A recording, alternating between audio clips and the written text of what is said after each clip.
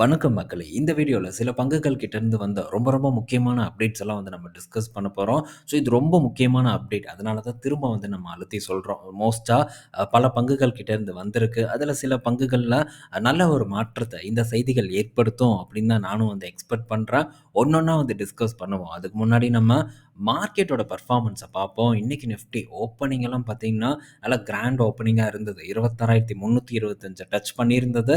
But அதுதான் இன்னைக்கு டேவோட ஹையும் கூட. அங்கருந்து தொடர்ந்து பார்த்தீங்கன்னா, நிஃப்டி 50 அண்ட் பேங்க் நிஃப்டி 2மே இறங்கும் முகமா தான் இருந்துட்டு வந்துட்டுருக்கு. கரண்ட்டா நிஃப்டி 50 ஒரு 28 பாயிண்ட்ஸ் வரைக்கான இறக்கத்தையும், பேங்க் நிஃப்டி அப்படியே ஃப்ளாட்டா நெகட்டிவ்ல தான் வந்து ட்ரேட் ஆயிட்டுருக்கு. பெரிய ஒரு பெர்ஃபார்மன்ஸ் இன்னைக்கு டேல நம்ம மார்க்கெட்ல ஏற்படாம தான் வந்து இருந்துட்டுருக்கு. ஓப்பனிங்லேருந்து இப்போ வரைக்கும் ஒன் சைட் மார்க்கெட்டா டவுன் சைட நோக்கி தான் நகர்ந்து போயிட்டுருக்கு Nifty and bank Nifty.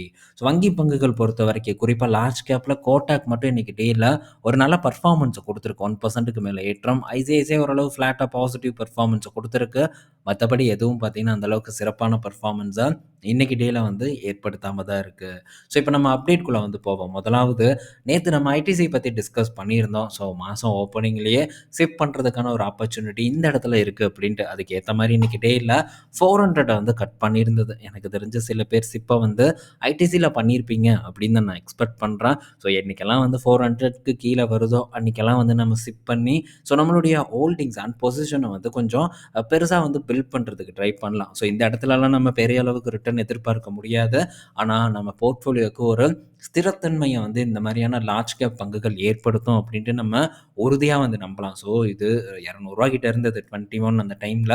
So அங்கருந்து இப்போ 400 கிட்ட தான் ட்ரேட் ஆயிட்டு இருக்கு. Double the return. இத விட பல மடங்கு ரிட்டர்ன் குடுத்த பங்குகள் எல்லாம் இருக்கு. பட் இருந்தாலும் ஸோ இந்த மாரி பங்குகள் எதுக்கு போர்ட்ஃபோலியோல இருக்கணும்னா, இது ஒரு நல்ல ஒரு ஸ்ட்ரென்த்த நம்ம போர்ட்ஃபோலியோக்கு ஏற்படுத்தி குடுக்கும். பெரிய ஒரு வாலடைல் அண்ட் இப்ப ஏதாச்சும் ஒரு கஷ்ட காலத்துல இந்த மாரியான பங்குகள் நம்ம போர்ட்ஃபோலியோவ காப்பாத்துங்கிற ஒரு காரணம் தான்.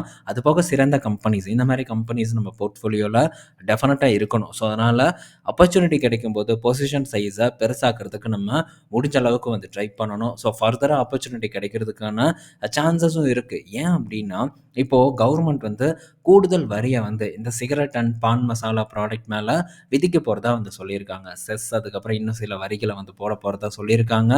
இது இந்த கம்பெனிஸ மேபி வந்து ஒரு ஷார்ட் டெர்ம்ல பாதிக்கலாம். இது வந்து ஜஸ்ட் மார்க்கெட்டோட சென்டிமெண்ட்டா தான் இருக்கும். பாதிப்பு ஏற்பட்டதுன்னா, மத்தபடி சிகரெட் விற்பனையெல்லாம் நீங்க எத்தன ரூவா இப்ப இருக்க விலைய விட டபுளா ஏத்துனாலும் கூட, ஸோ சிகரெட் குடிக்கிறவங்க குடிச்சிட்டே தான் வந்து இருக்க போறாங்க.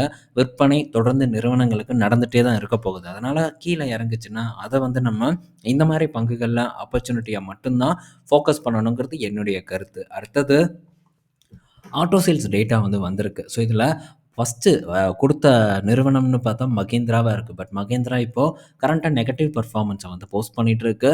ஸோ மகேந்திராவோட சேல்ஸ் அப்படின்னு நம்ம எடுத்து பார்த்துக்கிட்டோம்னா, ஸோ ஒரு பேசஞ்சர் வெஹிக்கிள் சேல்ஸ் ஒரு 22% இயர் ஆன் இயர்ல வந்து ரைஸ் ஆயிருக்கு. கமர்ஷியல் வெஹிக்கிள் குறிப்பா டிராக்டரோட சேல்ஸ் பார்த்தீங்கன்னா, மகேந்திரா அண்ட் மகேந்திராக்கு நல்ல ஒரு பெர்ஃபார்மன்ஸ குடுத்திருக்கு. 33% அது உயர்ந்திருக்கு. குறிப்பா டொமஸ்டிக் கமர்ஷியல் வெஹிக்கிள் சேல்ஸ் ஒரு 24,843 யூனிட்ஸா வந்து இருக்கு. ஸோ ஓவராலா எக்ஸ்போர்ட் டிராக்டர்ஸ் பார்க்கும்போது ஒரு 1,775 யூனிட்ஸா இருக்கு. ட்ரக் அண்ட் பஸ்ஸோட சேல்ஸ் பார்க்கும்போது 57% இருக்கு. 2,232 யூனிட்ஸ் இந்த நவம்பர் மாசத்துல வித்திருக்காங்க. ஸோ ஓவராலா கமர்ஷியல் வெஹிக்கிள் சைடும் இந்த மகேந்திரா பார்த்தீங்கன்னா, இப்போ பெரிய அளவுக்கு வந்து ஒரு சக்சஸ வந்து ரெஜிஸ்டர் பண்ணிட்டு வந்துட்டு இருக்காங்க. ஸோ லைட் கமர்ஷியல் வெஹிக்கிள்ல ஆல்ரெடி ராஜா நிறுவனமா இருக்கிறது மகேந்திரா அண்ட் மகேந்திரா தான். பட் இந்த லார்ஜ் பெரிய ஒரு கமர்ஷியல் வெஹிக்கிள், ஹெவி வெஹிக்கிள்ல இவங்களுடைய பெர்ஃபார்மன்ஸ் அந்த அளவுக்கெல்லாம் வந்து இல்ல. ஸோ இப்ப தான் வராங்க. கூடவே இந்த எஸ்எம்எல் மகேந்திரா பார்க்கும்போதும், இந்த நவம்பர் மாசத்துல சேல்ஸ வந்து உயர்த்தியிருக்காங்க. ஒரு 1000 யூனிட்ஸ் கிட்ட பார்த்தீங்கன்னா, எஸ்எம்எல்லும் இந்த மாசம் வந்து விற்பனைய பண்ணியிருக்காங்க. இது மகேந்திரா கிட்ட இருந்து வந்த அப்டேட்டா வந்து இருக்கு. ஸோ இன்னும் மற்ற நிறுவனங்கள் வரல. டாடா மோட்டார்ஸ் முக்கியமான நிறுவனம் வரல. மாருதி சுசுகியோடது இன்னும் வரல. நான் பார்த்த நேரத்துல. ஸோ வரட்டும். ஹியூண்டாயோடதும் வரட்டும். வந்ததுக்கப்புறம் அகைன் ஈவினிங் நம்ம பார்ப்போம். இந்த டைம் 2ண்ட் பொசிஷன யார் வந்து புடிக்க போறாங்கங்கிறத பார்க்க ரொம்பவே வந்து இன்ட்ரெஸ்ட்டா இருக்கு. அதே மாரி பஜாஜ் ஆட்டோவோட அப்டேட் வந்திருக்கு. ஸோ பஜாஜ் ஆட்டோவோட சேல்ஸ் பார்க்கும்போது, domestic sales, two wheeler sales ஒரு 1% வந்து டிக்ளைன் ஆயிருக்கு. மத்தபடி கமர்ஷியல் வெஹிக்கிள் பெர்ஃபார்மன்ஸ் ரொம்ப நல்லா பண்ணியிருக்காங்க. ஓவரால் சேல்ஸ் பார்க்கும்போதும் ஓரளவு பார்த்தீங்கன்னா, ரைஸ் ஆயிருக்கு இந்த பஜாஜ் ஆட்டோவ பொறுத்தவரைக்கும். ஸோ ஒரு ஃப்ளாட்டான ஒரு பெர்ஃபார்மன்ஸ் சொல்லலாம். டூ வீலர் சைடு பட் இந்த கமர்ஷியல் வெஹிக்கிள் பெரிய அளவுக்கு கை குடுத்துருக்கு பஜாஜ் ஆட்டோக்கு அப்படின்னு நம்ம இந்த ஒரு டேட்டாவ வச்சு சொல்லலாம். அடுத்தது பவர் கிரிட் பற்றியான ஒரு அப்டேட்டு. ஸோ இப்போ பவர் டிரான்ஸ்மிஷன் இது வந்து நம்ம பலமுறை வந்து டிஸ்கஸ் பண்ணியிருக்கோம். ஸோ எந்த அளவுக்கு வந்து இந்த எனர்ஜி அ புரொடக்ஷன், எனர்ஜி ஜெனரேஷன் வந்து தொடர்ந்து உயர்ந்துட்டே இருக்கோ, அதுக்கேத்த மாரி ஸோ இந்த பவர் ஜெனரேஷன், பவர் டிரான்ஸ்மிஷனோட கெப்பாசிட்டியும் வந்து உயரணும்னு நம்ம பேசியிருக்கோம். ஸோ இந்த பவர் டிரான்ஸ்மிஷனோட கெப்பாசிட்டி உயர ஸோ டைம் எடுத்துக்கும். பட் அதுக்கேற்ற மாரியான ஒரு விஷயம் நடந்துட்டு இருக்காங்கிறத நம்ம உறுதி பண்ணணும். பட் டெஃபினட்டா இது வந்து ஃபியூச்சர்ல நடக்க தான் வந்து போகுது. ஆல்மோஸ்ட் வந்து இப்போ ரீசென்ட்டா நடந்த பிட்ஸ் இந்த ஸ்டேட்டுக்கு நடுவுல இருக்கக்கூடிய டிரான்ஸ்மிஷன் ப்ராஜெக்ட்ல அதிகப்படியான ப்ராஜெக்ட்ட யார் வந்து கைவசம் வச்சிருக்காங்கன்னா, 60% வந்து பவர் கிரிட் தான் வந்து வச்சிருக்காங்க. பேலன்ஸ் பார்க்கும்போது பிரைவேட் கம்பெனிஸ் கிட்ட இருக்கு. ஸோ இது வந்து பிரைவேட்டுக்கும் வந்து அதிகமா போகணும் அப்படிங்கிற மாரி இந்த ஆர்டிக்கிள்ல சொல்லியிருக்காங்க. பட் இப்போ வரைக்கும் பெரிய அளவுக்கு டிரான்ஸ்மிஷன் லைன்ஸ கைவசம் வச்சிருக்கக்கூடிய ஒரு நிறுவனம் பவர் கிரிட்டா தான் வந்து இருக்கு. ஸோ சரியான ஒரு தரமான ஒரு நிறுவனம். ஸோ இதுக்கு முன்னாடி நமக்கு இதுல எல்லாம் வாய்ப்பு கிடைச்சது. ஸோ இப்போதைக்கு இல்ல. அதனால அவசரப்படாம ஸோ ஒரு நெக்ஸ்ட் ஒரு நல்ல லெவல் வந்ததுன்னா, இந்த பவர் கிரிட்ட வந்து நம்ம ஃபோக்கஸ் பண்றதுக்கு ட்ரை பண்ணலாம். ஸோ என்டிபிசி செக்டார்ல லீடரா இருக்கக்கூடிய நிறுவனம். அதே மாரி கோல் இந்தியா அதுதான் பார்த்தீங்கன்னா, ஒன் ஆஃப் த நிறுவனமா இருந்துட்டு வந்துட்டுருக்கு. கெயில் ஸோ அவங்களும் பார்த்தீங்கன்னா, இந்த கேஸ் டிரான்ஸ்மிஷன்ல ஸோ அவங்க தான் லீடர்ஷிப் பொசிஷன்ல இருக்கக்கூடிய நிறுவனம். ஸோ இந்த மாரி லீடர்ஷிப் பொசிஷன்ல இருக்கக்கூடிய நிறுவனம் நமக்கு அட்ராக்டிவா வந்து கிடைச்சதுன்னா, ஸோ அத வந்து அந்த சமயத்தில வந்து நம்ம அத தவற விடக்கூடாது. அத நம்ம டெஃபினட்டா வந்து ஆப்பர்ச்சுனிட்டியா யூஸ் பண்ணணுங்கிறது தான் என்னுடைய ஒரு ஒப்பீனியன். அந்த வரிசையில பவர் கிரிட் இதுக்கு முன்னாடி ஃபோக்கஸ் பண்ணியிருக்கோம். இப்ப இருக்கக்கூடிய நிலைமை சரியில்ல. ஸோ இந்த விலையில நம்ம இந்த பவர் கிரிட்ட வாங்கணும்னா, அதுக்கப்புறம் நம்ம கீழ இறங்குனதுக்கப்புறம் நஷ்டப்படுறதுக்கான வாய்ப்பு இருக்கு. அப்ப என்ன சொல்லுவோம்? கவர்மெண்ட் ஸ்டாக் வேஸ்ட் அப்படின்னு சொல்லுவோம். ஸோ கவர்மெண்ட்டோ, பிரைவேட்டோ சரியான நேரத்தில வாங்குனா தான் சரியான ஒரு வேல்யூ கிடைக்குங்கிறது என்னுடைய ஒரு ஒப்பீனியன். ஸோ நெக்ஸ்ட் பார்த்தீங்கன்னா ஐஇஎக்ஸ் கிட்டேருந்து ஒரு அப்டேட் வந்திருக்கு. இன்னைக்கு டேல ஐஇஎக்ஸ் பார்த்தீங்கன்னா, ஒரு ஏற்றத்த வந்து குடுத்திருந்தது. என்ன ரீசன் அப்படின்னு நம்ம பார்த்தோம்னா, ஸோ இந்த கேஸ் வந்து ஒண்ணு ஐஇஎக்ஸ் போட்டிருக்காங்க. இந்த சிஇஆர்சின்னு நான் நினைக்கிறேன். இந்த சென்ட்ரல் எலக்ட்ரிசிட்டி போர்டு இவங்க மேல வந்து போட்டிருக்காங்க. அந்த கேஸ் பார்த்தீங்கன்னா, இப்ப தள்ளி வச்சிருக்காங்க கோர்ட். இது வந்து ஜனவரி மாசம் வந்து திரும்பவும் விசாரிக்கப்படும்னு சொல்லியிருக்காங்க. இதெல்லாம் ஒரு செய்தி அப்படின்ட்டு இந்த ஐஇஎக்ஸ பார்த்தீங்கன்னா ஏத்தியிருக்காங்க. பட் ஐஇஎக்ஸ்க்கு சாதகமா தீர்ப்பு வராது அப்படின்னு தான் நான் எக்ஸ்பெக்ட் பண்றேன். ஸோ அதனால ஐஇஎக்ஸோட இந்த மாதிரியான சின்ன சின்ன ஏற்றங்கள நினச்சு நம்ம பெரிய அளவுக்கு ஒரு வருத்தப்பட்டு இல்ல ஃபோமோ பையிங் எதுவும் பண்ணிறக்கூடாது அப்படிங்கிறது என்னுடைய கருத்து. பட் உங்கள பண்ணக்கூடாதுன்னு சொல்லல. நான் பண்ண மாட்டேன். ஸோ பண்றது ஆபத்துங்கிறத மட்டும் இந்த இடத்துல நான் சொல்றேன். அடுத்தது எஸ்டபிள்யூ சோலார் கிட்டேருந்து ஒரு அப்டேட் வந்திருக்கு. அதானி கிரீன் கிட்டேருந்து 1381 கோடி மதிப்பிலான ஒரு கான்ட்ராக்ட்ட வந்து வின் பண்ணியிருக்காங்க. இது ஒரு 5 இயர் டீலா வந்து அமையப் போகுது. ஸோ இதனால இந்த ஷேர் இன்னைக்கு ஒரு நல்ல பெர்ஃபார்மன்ஸ பார்த்தீங்கன்னா டெலிவர் பண்ணியிருக்கு. அடுத்தது லூபின் கிட்டேருந்து ஒரு அப்டேட். ஸோ இப்போ நம்ம பார்க்க போறது அடுத்தடுத்தது ஃபார்மா கம்பெனிஸோட அப்டேட்டா தான் வந்து இருக்க போகுது. இதில லூபின் கிட்டேருந்து என்ன அப்டேட் வந்திருக்குன்னா, கேன்சர் ட்ரீட்மெண்ட்டுக்கான பயோசிமிலர் அப்ரூவல் பார்த்தீங்கன்னா, யுஎஸ் எஃப்டிஏ வந்து லூபின்க்கு குடுத்துருக்காங்க. இந்த லூபின் லான்ச் பண்ணக்கூடிய ட்ரக் பார்த்தீங்கன்னா, ஆல்ரெடி வித்துட்டு இருக்கக்கூடிய ட்ரக்கு. ஸோ இதோட சேல்ஸ் வந்து ஒரு $1.2 பில்லியன் வரைக்கான விற்பனைய வந்து பண்ணிட்டு இருக்கக்கூடிய ஒரு ட்ரக்கு. ஸோ அவ்வளோ பெரிய ஒரு சேல்ஸ் வருஷத்துக்கு. ஸோ நல்ல ஒரு சேல்ஸ் பண்ணிட்டு இருக்கக்கூடிய ட்ரக்கோட பயோசிமிலர் தான் லூபின் வந்து லான்ச் பண்ண போறாங்க. ஸோ இது பார்த்தீங்கன்னா, ஆல்ரெடி ப்ரீ-ஃபில்டு இன்ஜெக்ஷனா வந்து இருக்க போகுது. ஸோ இது லூபினுக்கு ஒரு பாசிட்டிவான நியூஸ். என்னைக்கு லான்ச் பண்ண போறாங்கன்னு தெரியல. But wide range of products பார்த்தீங்கன்னா, பல மெடிக்கல் கம்பெனிஸ் இருக்கு. பார்மா கம்பெனிஸ் வச்சிருக்காங்க.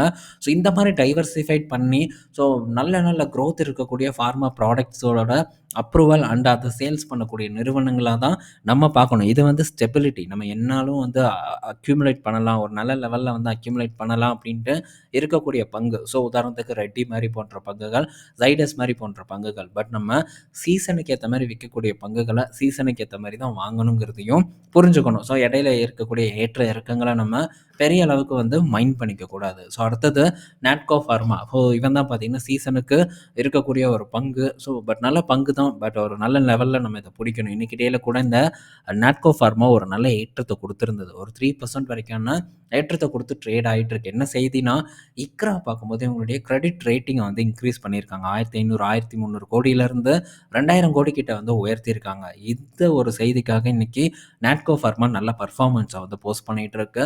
ஸோ ஏதாச்சும் இந்த இடத்துல பெரிய ஆட்கள் யாராவது வாங்குறாங்களா அப்படிங்கிறதும் நம்மளால உறுதியா சொல்ல முடியல. எந்த ஒரு செய்தியும் வரல. ஏன்னா ரீசென்ட் டேஸா ஒரு நல்ல வாலடைல் வந்து இந்த நாட்கோல இருந்துட்டு இருக்கு.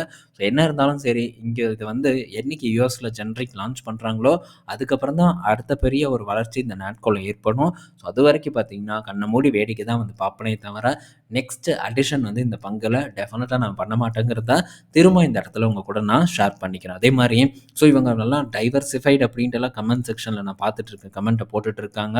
ஸோ சவுத் ஆஃப்ரிக்கா பிசினஸ் அக்யூசிஷனா இருக்கட்டும், ஸோ மத்த ப்ராடக்ட்லேருந்து வரக்கூடிய ரெவென்யூவா இருக்கட்டும், ஸோ அந்த அளவுக்கெல்லாம் இப்ப இருக்கக்கூடிய வேல்யூவேஷன சஸ்டெயின் பண்ணக்கூடிய அளவுக்கு அதெல்லாம் வந்து இருக்க போறதில்ல. ஸோ அதனால டைவர்சிஃபிகேஷன்னா என்ன அப்படிங்கிறது முதல்ல போய் மற்ற கம்பெனிஸோட ஒப்பிட்டு வந்து செக் பண்ணி பாருங்க.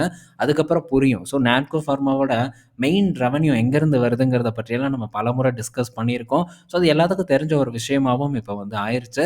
ஸோ அந்த இடத்துல ஒரு ஒரு இஷ்யூ அடுத்த ஒரு பெரிய ஒரு ஜெனரிக் ட்ரக் வருவதற்கு காலதாமதம் அப்படின்னு தெரியும்போது காத்திருப்பதில் எந்த ஒரு தவறும் இல்லைங்கிறது என்னுடைய கருத்து. மேபி இதை இப்போ விட்டா நாளைக்கு கிடைக்காது அப்படின்னு நினச்சா தாராளமாக போய் பிடிச்சிக்கலாம். எந்த ஒரு தவறும் இல்லை. ஸோ நீங்கள் வாங்காதீங்க அப்படின்ட்டு கையை பிடிச்சி நான் இழுக்க போகிறதும் இல்லை. ஸோ நான் என்ன பண்ண போகிறேன் அப்படிங்கிறத இந்த இடத்துல ஷேர் பண்ணுறேன். ஸோ அடுத்தது பார்த்தீங்கன்னா ஒரு பெரிய ஒரு அப்டேட்டே வந்து இதுதான். ஸோ வக்காட் ஃபார்மா கிட்டேருந்து வந்திருக்கு. ஸோ வக்காட் ஃபார்மா பார்த்தீங்கன்னா ஒரு மிகப்பெரிய ஒரு சாதனையை பண்ணியிருக்காங்க அப்படின்னு கூட சொல்லலாம்.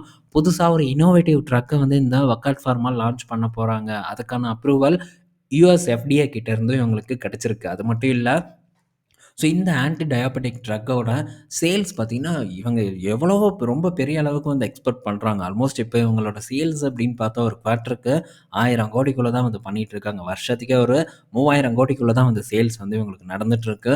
ஸோ அந்த அளவுக்கு ப்ராஃபிட்டபிளாவும் இல்ல. பட் இந்த கம்பெனியோட இந்த புது ட்ரக் சைனிச் அப்படிங்கிற ஒரு ட்ரக் இதோட சேல்ஸ் என்னவா இருக்குங்கிற ஒரு எதிர்பார்ப்பு இருக்குன்னு இந்தியால மட்டுமே வருஷத்துக்கு 17,000 கோடி வரைக்கும் ஜெனரேட் பண்றதுக்கான வாய்ப்பு இருக்கு அப்படிங்கிற ஒரு எதிர்பார்ப்பு பார்த்தீங்கன்னா இருக்கு. ஸோ இப்ப இருக்கக்கூடிய இந்த ஆன்டிபயோட்டிக் ட்ரக்கு கூட கம்பேர் பண்ணும்போது, வொக்கார்ட் இப்போ கண்டுபிடிச்சிருக்கக்கூடிய இந்த ட்ரக்கோட செயல்பாடு ரொம்பவே வந்து அருமையா இருக்கு. மற்ற ட்ரக்கோடலாம் கம்பேர் பண்ணும்போது இது சுப்பீரியரா இருக்கு அப்படிங்கிற ஒரு ஸ்டேட்மெண்ட் வந்து வந்திருக்கு. இந்த செய்தி வந்ததுமே பார்த்தீங்கன்னா, வொக்கார்ட் ஃபார்மா வந்து ஒரு 12% வரைக்கான ஒரு ஏற்றத்த வந்து குடுத்திருக்கு. ஸோ இந்தியால மட்டுமே 17,000 கோடி அப்படின்னு நெனச்சு பாருங்க. அதே மாரி யுஎஸ் அண்ட் யூரோப்ல என்ன வந்து எஸ்டிமேட் பண்றாங்கன்னா, கிட்டத்தட்ட $7 பில்லியன் வரைக்கும் இந்த 2 இடத்தையும் சேர்த்து ரெவென்யூ ஜெனரேட் பண்றதுக்கான வாய்ப்பு இருக்கு அப்படின்ட்டும் எஸ்டிமேட் பண்றாங்க. பட் இவங்க இப்போதைக்கு எஸ்டிமேட் பண்றாங்க. பட் இத பத்தி நம்ம இன்னும் வந்து ஃபர்தரா ஆராய்ச்சி வந்து பண்ணணும். பண்ணுனா தான் ஸோ என்னென்ன இதில சாதக பாதகங்கள் இருக்குங்கிறத பத்தி நம்மளால தெரிஞ்சுக்க முடியும். அதுக்கெல்லாம் ரொம்ப வந்து டைம் எடுத்துக்கும். ஏன்னா இதெல்லாம் ஃபார்மா, மெடிசின் ரிலேட்டட் எடுத்தோம் கவுத்தோன்ட்டெல்லாம் நம்மளால வந்து பேச முடியாது. ஸோ வக்காட்டோட இப்போ இருக்கக்கூடிய வேல்யூவேஷன் பார்த்தீங்கன்னா, அப்படியே மலைச்சு போயிருவீங்க. சில பேர் வந்து பார்த்துருக்கலாம். ஸோ 433 பிஇல இருக்கு. இதெல்லாம் பிஇ பார்த்து எவனாச்சும் வாங்க முடியுமா? டெஃபினட்டா வந்து வாங்கவே முடியாது. ஸோ இந்த கம்பெனி இப்போ பார்த்தீங்கன்னா, இந்த ட்ரக்க பேஸ் பண்ணி போகுது. அது மட்டும் இல்ல, இந்த வக்காட் ஃபார்மா இப்போ என்ன பண்ணாங்க, இதுக்கு முன்னாடியே ஒரு அப்டேட் குடுத்தாங்க. ஸோ நோவோ நார்டிஸ்கோட டயாபெட்டிஸ் வந்து அவங்க கேன்சல் பண்றாங்க. ஸோ அதனால இவங்க பார்த்தீங்கன்னா, இந்த இன்சுலின் ப்ராடக்ட்ட பெரிய அளவுக்கு உற்பத்தி பண்றதுக்கான முயற்சியிலும் ஈடுபட்டுட்டு இருக்காங்க. இது முன்ன வந்த செய்தி. இப்போ அது போக பார்த்தீங்கன்னா, இந்த புது ஒரு ஆன்டிபயோட்டிக் ட்ரக் வேற லெவல் ரிசல்ட்டோட வந்திருக்கு. ஸோ இதோட ஒரு ப்ரொஜெக்ஷன் பார்த்தீங்கன்னா, இந்த நிறுவனத்த ரீரேட் பண்ணும் அப்படின்னு நான் நினைக்கிறேன். இன்னைக்கு 433 பிஇல இருக்கிறது நாளைக்கு 43 பிஇயா கூட வந்து மாறலாம். பட் இருந்தாலும் இந்த பங்கு ஆல்மோஸ்ட் 2023லேருந்து இப்போ வரைக்கும் 10 பேக்கர் ரிட்டர்ன் குடுத்த ஒரு பங்கா வந்து இருக்கு. ஸோ இந்த அளவுக்கு மதிப்பீடு இருந்தும் இந்த பங்கு ஏறுதுன்னா, ஸோ சும்மா இல்ல. இதுதான் பார்த்தீங்கன்னா, நான் உங்ககிட்ட பலமுறை உணர்த்த விரும்பக்கூடிய ஒரு விஷயமா இருக்கு. ஸோ கண்மூடித்தனமா இன்னும் பலரும் பார்த்தீங்கன்னா, பிஇ ரேஷியோவ பார்த்து தான் இன்வெஸ்ட்மென்ட் பண்றாங்க. குறிப்பா சில ஸ்டாக்கெல்லாம் ஒரு 10 பிஇ, 12 பிஇல இருக்கும். ரூ. 1000 ரூ. 1500 கிட்ட இருக்கும். அது அதுக்கப்புறம் கீழ இறங்கியிருக்கும். ரூ. 800 ரூ. 700 கிட்ட வந்திருக்கும். பட் அந்த டைம்ல பிஇ ஜாஸ்தியா இருந்ததுன்னா, ஐயோ! இப்ப வாங்கக்கூடாது பிஇ ரேஷியோ ஜாஸ்தி அப்படின்னு நெனைக்கிறாங்க. ஸோ ஜஸ்ட் பிஇ ரேஷியோ பார்த்து இன்வெஸ்ட்மென்ட் பண்ணவே கூடாது. ஸோ அடுத்தடுத்து என்ன நடக்கப் போகுது அப்படிங்கிறத முன்கூட்டியே வந்து உணர்ந்து முதலீடு பண்ணுனா மட்டும் தான் வெற்றி கிடைக்கும். இன்னைக்கு லோ பிஇல இருக்கக்கூடிய ஸ்டாக் நாளைக்கு ஹை பிஇயா வந்து மாறும். அப்ப நீங்க என்ன பண்ணுவீங்க? வெறும் பிஇ ரேஷியோவ பார்த்து இன்வெஸ்ட்மென்ட் பண்ணா. ஸோ அதனால அந்த தவற மட்டும் மட்டும் நண்பர்கள் பண்ணவே பண்ணாதீங்க.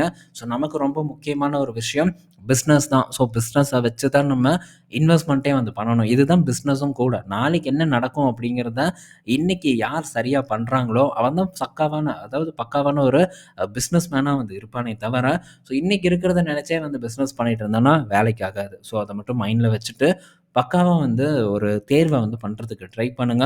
ஜஸ்ட் இந்த இருக்கக்கூடிய ரேஷியோஸ வச்சு நம்ம முதலீடு பண்ணணும் அப்படின்னு நினைச்சோம்னா, நம்ம முதலீட்டோட பயணம் சக்சஸ்ஃபுல்லா அமையாது. ஏன்னா, இந்த பிஇ ரேஷியோ மத்த எல்லா இதுவும் பார்த்தீங்கன்னா, அவைலபிளா எல்லாத்துக்கும் தெரிஞ்ச ஒரு விஷயம் தான். ஸோ, எல்லாரும் லோ பிஇ ஸ்டாக்க வாங்கி வெற்றி பெற முடியும் அப்படிங்கிற ஒரு நிலைமை வந்து இந்நேரம் ஏற்பட்டிருக்கணும்.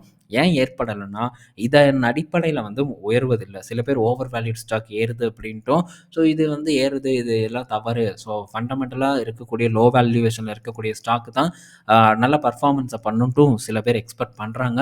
பட் இப்ப நல்ல ஃபண்டமெண்டல்ல இருக்கிறது நாளைக்கு பிசினஸ்ல ஒரு அடி வரும் அப்படிங்கிற ஒரு காரணமா கூட வந்து இருக்கலாம். மேபி நாளைக்கு அடி ஏற்பட்டதுன்னா, அப்போ வேல்யூவேஷன் அப்படியே வந்து மாறிரும். ஸோ நீங்க அத பேஸ் பண்ணி பண்ணீங்கன்னா, என்ன பண்றதுன்னே தெரியாம திக்கத்து நிக்கிறக்க வேண்டிய ஒரு நிலைமை ஏற்படலாம். ஸோ ரொம்ப வந்து கேர்ஃபுல்லா இருங்க. அதுக்கு இந்த ஒர்க் அவுட் ஃபார்மாவும் ஒரு சாட்சியா இருக்கு. ஸோ இந்த பங்க பற்றி நம்ம முடிஞ்சா வந்து ஒரு அனாலிசிஸ் பண்ணி பார்ப்போம். ஸோ செக் பண்ணிட்டு அதுக்கப்புறமா கூட நம்ம இத பத்தி கம்ப்ளீட்டா டிஸ்கஸ் பண்றதுக்கு ட்ரை பண்ணலாம். ஸோ இந்த வீடியோல நம்ம பல இன்ஃபர்மேஷன் பத்தி டிஸ்கஸ் பண்ணியிருப்போம். பயனுள்ளதா இருக்கும்னு நான் நினைக்கிறேன். ஈவினிங் நம்ம இன்னொரு வீடியோல மீட் பண்ணுவோம். பாய் மக்களே!